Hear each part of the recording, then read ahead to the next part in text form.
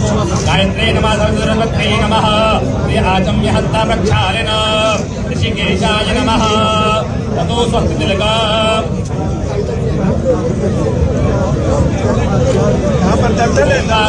इंद्रो प्रदसराः सुतिनः पूर्वेदाः मतिनतारिक्षो हरितनेमि दिनो बृहस्पतिर्दधातु आदित्यावशो रुद्राविषमे देवमृत्कण सुगन्धे प्रयच्छन्तु सवितामातृष्ठे हस्ते यक्षतां गृहीत्वा अरे यार गुरुजी का शॉट खराब हो गया।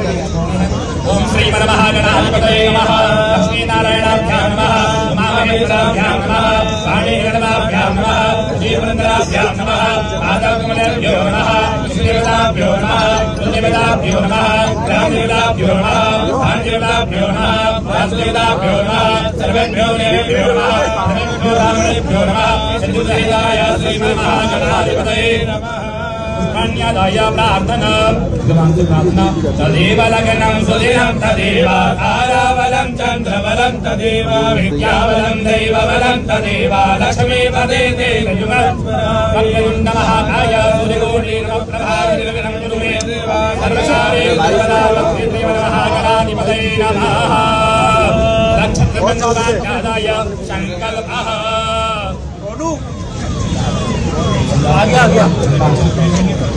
मंत्रोच्चार के बाद अब आरती का पहर है और आरती कुछ ही देर में होने वाली है।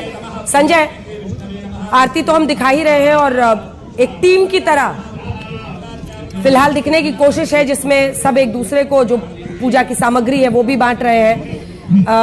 फर्स्ट डे फर्स्ट शो के तौर पर इसे देखा जा सकता है क्योंकि आज उन्होंने सचिवालय में जाकर काम संभाला, आज ही यमुना जी के किनारे पहुंच जाना, क्योंकि यमुना जी का मतलब उनको मुद्दा बनाया गया और बड़ा योगदान रहा। अगर सत्ता परिवर्तन हम देखें तो यमुना जी की सफाई एक ऐसा मुद्दा रहा जिस पर दोनों तरफ से तीर बाण चलते रहे।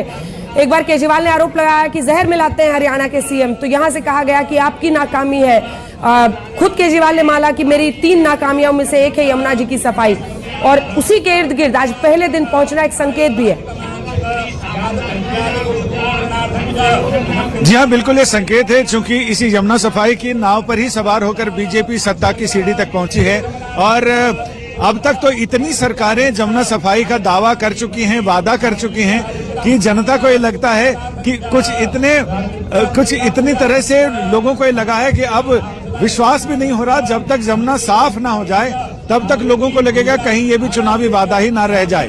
तो ऐसे में सफाई की शुरुआत तो दिखाई पड़ रही है, लेकिन कितनी गंभीरता से और गहराई तक सफाई होती है ये बड़ी चुनौती है, बड़ा मुद्दा है। और पहले ही दिन फर्स्ट डे फर्स्ट शो में दिल्ली की नई सरकार ये बताना चाहती है कि उनके लिए यमुना का मुद्दा कितना संवेदनशील है, कितना उनके हृदय के, इतनी सोच के करीब है, दिलो दिमाग के करीब है। ये संदेश देना है, तो संदेश देना राजनीति में बहुत पहले से चलती हुई परंपरा है। अब ये देखना दिलचस्प होगा कि ये संदेश कहां तक हकीकत की जमीन पर उतरता है या फिर ऐसे ही रहता है। अब ये आरती की शुरुआत, आरती के संकल्प हो चुका है और अब बस दीपदान के साथ ही अब यहाँ पर दीपदान का कार्यक्रम हुआ है और दीपदान के साथ ही बस अब कुछ ही मिनटों में आरती शुरू हो जाएगी। कुछ ही देर में आरती की शुरुआत हो जाएगी और यमुना जी के घाट पर ही ये आरती आज होना। यमुना सांकेतिक रूप से एक ऐसा मुद्दा रहा, यमुना जी की सफाई, जो कि सबसे बड़ा मुद्दा बनकर हावी हुआ चुनाव के आखिरी दिनों में। और माना जाता है कि काफी हद तक अगर अरविंद केजरीवाल के बंगले का मुद्दा शुरुआती दौर में छाया रहा तो बाद में यमुना जी का ही मुद्दा सबसे ज्यादा छाया रहा। इसी वजह से क्या मुझे याद नहीं आ रहा उस वक्त कौन बोल रहा था, सुरेन जी बोल रहे थे क्या? सुरेन जी, आपकी बात शायद पूरी नहीं हो पाई थी, जल्दी से 2 लाइन में बात पूरी कीजिए, फिर मैं झा जी और प्रेम शुक्ला जी के पास जाऊंगा। बिल्कुल, आपने अंजना जी बहुत शुक्रिया आपका। मैं फिर यही एक बात कह रहा था कि भारतीय जनता पार्टी को अपने वादे और इरादे पूरे करने के लिए संकल्प शक्ति में पूरा करने की आवश्यकता है। आप देखिए, इन्होंने कहा था कि कश्मीर में जब धारा 370 खत्म हो जाएगी, शासन आ जाएगा, कश्मीर में पूरे हिंदुस्तान के लोग प्लॉट खरीद पाएंगे। लेकिन वहां की तो बात छोड़ दीजिए, उत्तराखंड में आज एक नोटिफिकेशन आया है कि उत्तराखंड के 13 में से 11 जिलों में बाहर के जो यानी क्या नाम उत्तराखंड से बाहर के वासी हैं वो कोई प्लॉट नहीं खरीद सकता। ये आपकी स्थिति है कथनी और करनी में। जब तक आप सत्ता लाने आते तब कहते हैं रोहिंग्यास को हम बाहर भेज देंगे। अब हमें यह भी देखना होगा, अब तो ट्रिपल इंजन की सरकार है दिल्ली में, 3 लाख से ज्यादा। खुद ही ये लोग कहते थे कि रोहिंग्या है वहां 3 लाख है, 30 लाख है, मैं नहीं जानता, ये प्रेम शुक्ला जी बताएंगे। सुरेंद्र जी, थोड़ा तो कांग्रेस पार्टी के बारे में भी बोलिए। आप बहुत गर्व से बता रहे हैं कि इनकी ट्रिपल इंजन की सरकार है। देखिए, बुरा मत मानिए, जैसे हार की बात आती है कांग्रेस के प्रवक्ता बहुत टची हो जाते हैं, लेकिन इनकी ट्रिपल इंजन की बन गई। देखिए, अब ये नहीं कर रहे, अरे उनकी ट्रिपल इंजन की डबल इंजन की बनती चली जा रही है। अब 14 राज्यों में बीजेपी की खुद की सरकार हो गई, 21 में हो गई उनकी एनडीए की। कांग्रेस को अपने ऊपर चिंतन मंथन करने की जरूरत है या नहीं? क्या समझ में आ रहा है आपको? नहीं, मैं आपसे सहमत हूं अंजना जी। निश्चित तौर पर भारतीय जनता पार्टी का विजय रथ आगे बढ़ रहा है इसको लेकर के, और हम अपनी हार के लिए चिंतित हैं, और हम अपनी हार के लिए चिंतन भी कर रहे हैं, मनन भी कर रहे हैं, और कोशिश कर रहे हैं कि जनता के मुद्दों के साथ हम अपनी बात रखें। जैसे राहुल गांधी जी जाति जनगणना की बात कर रहे हैं, संविधान बचाने की बात कर रहे हैं, आरक्षण बचाने की बात कर रहे हैं। हम चुनाव जीतने के लिए झूठ नहीं बोलने वाले, चुनाव जीतने के लिए हिंदू मुसलमान नहीं करने वाले, चुनाव जीतने के लिए हम ऐसी कोई बात नहीं करने वाले हैं जो देश के संविधान के विरुद्ध हो। प्रेम शुक्ला जी जवाब दीजिए, फिर मैं संजय झा जी के पास जाऊं। बोल करके कहा गया, आप लोग झूठ बोल के जीतते हैं, जवाब दीजिए जी शुक्ला जी। ये झूठ की पोटली तो खुद कांग्रेस है, और सुप्रीम कोर्ट सर्टिफाइड झूठे श्रीमान राहुल गांधी है, जो सुप्रीम कोर्ट का हवाला देकर झूठ बोला और सुप्रीम कोर्ट में लिखकर माफी मांगी।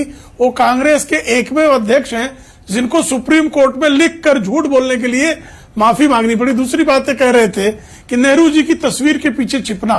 साहब, नेहरू जी की तस्वीर के पीछे आपको छिपना पड़ता बारंबार, और नेहरू जी की तस्वीर के पीछे छिपने का आपका अभ्यास है। मैंने कहा ना, गंगा जी में मैं स्वयं गया अभी माघ कृष्ण एकादशी के दिन, और स्वयं वहां स्नान आचमन और वहां का जलपान किया है।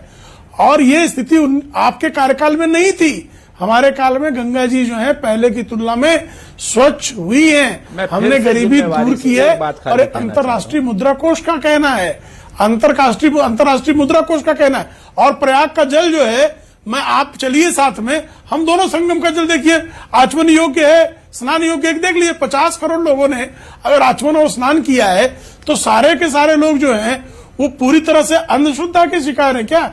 हमारे सारे जो हैं 50 करोड़ जो कुंभ के स्नानार्थी है, उनकी जो है चिंतन प्रक्रिया पर आपको आशंका है क्या? गजब की बात कर रहे हैं भाई। अरे सुरेंद्र जी, थोड़ा सा रुक जाइए। इतना भी जो है 22 विधायक जीत के आए हैं, उनके झूठ का शिकार नहीं। संजीव झा को भी थोड़ा बोलने दीजिए। संजीव झा जी, देखिए, यमुना जी के किनारे आज इस आरती में शामिल होकर एक तरह से अपने पूरे कार्यकाल की जो शुरुआत कर रही है रेखा जी, वो एक संदेश दे रही है। यमुना जी की सफाई सबसे बड़ा मुद्दा बना। यमुना जी की सफाई ना करना लगातार 12 साल सत्ता में रहने के बावजूद आपकी सबसे बड़ी नाकामी रही। और अंत में आपने कहा कि हरियाणा के सीएम इसमें जहर मिलाते हैं, फला इसमें वो करते हैं, चिल्ला इसमें वो। अरे वादा तो आपने किया था ना, तब लिखा था कंडीशंस अप्लाई। यहां से एक संकेत बीजेपी दे रही है, क्यों? जाजी देखिए, मैंने आपको पहले ही कहा, 3 सवाल इनसे बनता है। अभी ये कह रहे हैं कि फलाना झूठी पार्टी है, फलाना झूठ बोलते हैं।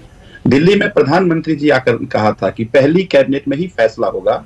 जरा आप जब बारी आएगी प्रेम शुक्ला जी को तो पूछिएगा कि क्या आज पहले कैबिनेट में उस 2500 रुपए का फैसला हुआ। एक बात।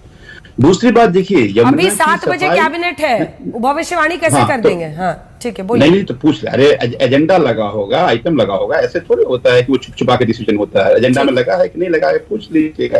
एक बात जी। दूसरी बात, यमुना की सफाई छड़ी घुमाने से तो नहीं होगी ना। दिल्ली में हमने 90% हमने सीवर लाइन बिछा दिए, 4 एसटीपी हमारे बनके तैयार हो गए। इनकी गंदी राजनीति के कारण 3 एसटीपी शुरू नहीं हो पाए हैं। तो मैं कह रहा हूं कि अब वो एसटीपी शुरू हो पाएगी। और हमने आपको पहले कहा कि हरियाणा से इंडस्ट्रियल वेस्ट आता था, तय ये हुआ था कि जिस स्टेट का इंडस्ट्रियल वेस्ट आएगा उसको पहले ट्रीट करेगा वो स्टेट, और वो फिर पानी हीटेड वाटर जमुना में गिरेगा। ना हरियाणा का इंडस्ट्रियल वेस्ट ट्रीट हो रहा है, ना यूपी का इंडस्ट्रियल वेस्ट ट्रीट हो रहा है। और मैं उम्मीद करता हूं कि वो ट्रीट कर लेंगे। और चौथी बात, यमुना गंगा की सफाई की बात कर रहे थे अभी, मैं तो नहीं कह रहा, भगवान जगत गुरु शंकराचार्य जी ने कहा है कि आपने कुंभ में जो लोग नहा रहे हैं वो वहां का पानी ठीक नहीं, मैं तो नहीं कह रहा ना। अब भगवान शंकराचार्य जी की तो बात मानेंगे ना कि उनको भी आप गाली गलौज करने लगेंगे। तो अपनी नाकामयाबी की जब बात होती है तो पता नहीं आप कहां कहां की बातें करने लगते हैं। और मैं इनसे निवेदन करता हूं, जब उत्तर प्रदेश का चुनाव होगा तो आप इस मुद्दे पे चुनाव लड़ लीजिएगा कि मैंने गंगा साफ कर दिया इसलिए मुझे वोट करना, फिर तो आप आ जाएंगे 80%, 20%, पता नहीं किन किन मुद्दों पे आ जाएंगे आप। तो मुझे ये लगता है कि देखिए, अब हम 22 लोग बिल्कुल सदन में हैं, और आपको मैं बार बार पहले भी कहा और अब भी कह रहा हूं, बच के तो नहीं निकलने देंगे। अगर आज आपने फैसला नहीं लिया तो शपथ ग्रहण में आज ही कह देता हूं कि शपथ ग्रहण में ही हम सवाल पूछेंगे आपसे कि 2500 रुपए का फैसला कब लोगे, और नहीं तो बोलो कि हाँ हमने झूठ बोला है, मंच से हमने झूठा कमिटमेंट किया था, एज यूजुअल आप करते हैं। अब कहते हैं एक जगह की गंगा साफ